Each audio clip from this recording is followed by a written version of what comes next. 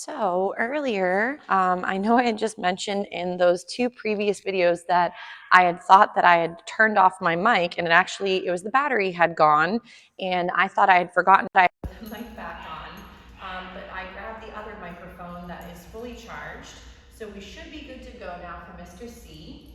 So again, if any of the materials in those last two videos sadly did not make sense or you had a hard time hearing it, let me know and I can try to fill you in on the material. But it should be okay. It's maybe a little echoey, but for the most part you should pick up on the main points to that video and the other one as well.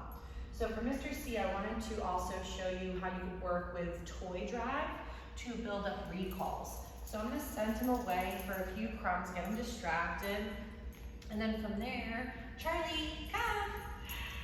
Yes! So getting him to grab hold of the toy for working that little recall moment is really, really helpful. So getting this lovely ability to have your puppy come to you for a motivational tool, which might be play, for some puppies is more valuable than the food. So, but remember to practice that exchange to make it positive from his perspective and get a really good out of him, or give or drop. Because we want to show him the food, the little find it, take up the item, and again, I'm going to hide the item, so that's going to be my reinforcement for the recall. And I'm going to now send him away with another little crumb. Ready, Charlie? So we're going to do another little find it off in the distance, get him to go get distracted in the environment. And then Charlie, come! Yes! And then for coming when called, we play and we get fun time together. So for some puppies, the toys are much more motivational than the food. So it's really nice for Mr. C getting to work through the recall and practice this coming into your space. Two, if you find the toy is at times tricky, make sure it's a toy like we mentioned a little bit earlier in some of the other videos with the toy exchange, where it might be a toy that has a longer rope. So you can then have the toy and the puppy working together. So this way, nice job, sir. I'm going to feed him for that letting go. You'll see as he went to jump up on me, I didn't give him tons of information in the sense of like, I'm not saying off, down, no. Because a lot of times when we're barking orders at the puppy, they would actually get confused and then think that the attention is you barking, saying, oh my gosh, give me more. So I'm going to, again, send him away with a lovely find it off in the distance, get him distracted. And then from there, once he's almost done finding all his goodies, I'm going to go ahead and if you find the dogs like the squeaky, you can squeak the toy, yes, and then bring him in for some more play to catch the critter. So you might, again, if you find he prefers squeaky toys, save some of those bad boys for working with you and working the recall. Nice job, Mr. C. So again, we might even start to practice again, get the item, have him start practicing letting go, feed, and then we play again. He's like, no, I actually do like the food a little bit more today. Ready? Go get it. So you could also start practicing. I don't know if he does retrieve items for you and bring them back, but practicing retrieving of the items can be very helpful. Now again, I'm going to feed for the letting go. We might go ahead, ready, find it, or go catch it. So again, if you didn't notice, again, let him figure it out. If you guys have certain skills that you like to use certain words for, like find it would be more you're tossing the food. Some folks, for example, would do fetch or go get it, retrieve. So feel free to, if you know of a certain slogan you'd prefer, and feel free to let me know so I can make sure I'm using the same language that you're using at home. So again, for Mr. C, I'm going to get his attention. I'm going to say, go get it. Toy's going to come alive. He has to go catch it. Nice job, Charlie. Nice. Right? And you could be doing out, drop, do whichever behavior. If your puppy has a hard time letting go, what I recommend, have some food, offer, feed for the relinquishing of the item, and then go ready, go get it. And then the toy comes alive for another fetch moment. If you're playing fetch though, make sure it's not too extreme or intense. So if he goes to jump up on me, I'm going to ignore, and the poop bags are intriguing. I'll just put those away real quick.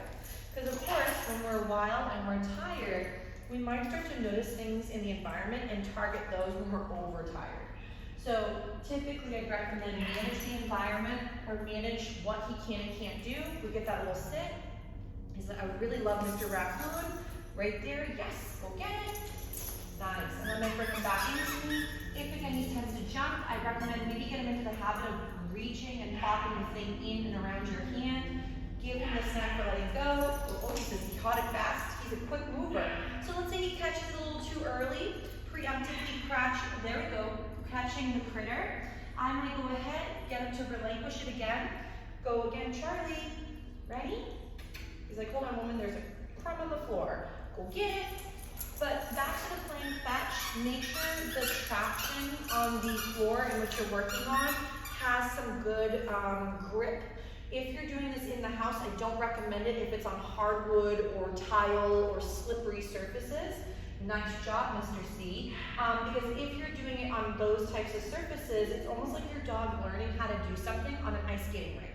You could also set him up for injuries, and that you want to be really careful about, because no one wants to have a high drive kind of guy and have an injury to a knee or somewhere with a ligament. So remember, if he's doing some jumping, this could just be he is getting towards the end of his day. So we want him to settle with a little sitting, eye contact, then yes, and the toy can come alive.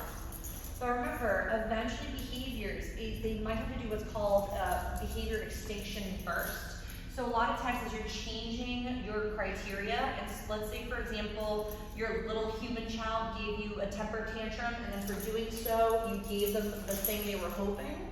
The problem there is by accident, next job, is we might be actually reinforcing the temper tantrum, and then that means, ready, go get it, is then your babe might get in the rhythm thinking, oh, the more I get feisty or do these skills, the quicker I get something. So if that was working in the past, and now they try to do the same thing, you said, nope, I'm all set, I'm not interested, you might get a very big tantrum to then try to see if it'll work. Nice job. And then what your pup might do is very similar, is they might become very wild and eventually realize that gave them nothing, go get it, and then they might start to realize the behavior that is working is the softer skill at the end. So remember, sometimes to get to the right behavior, you might go through a little bit of a learning moment where certain skills are worked through, and eventually what gets reinforced happens again.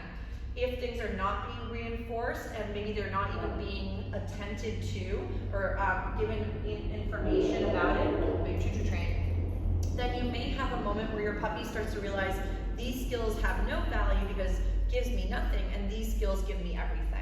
So try to think to yourselves when working with him, are we setting him up for success, or are we at times by accident reinforcing the skills we don't want? So the jumping, again, he's learning that eventually jumping gets him nothing. This would start to happen a lot less often.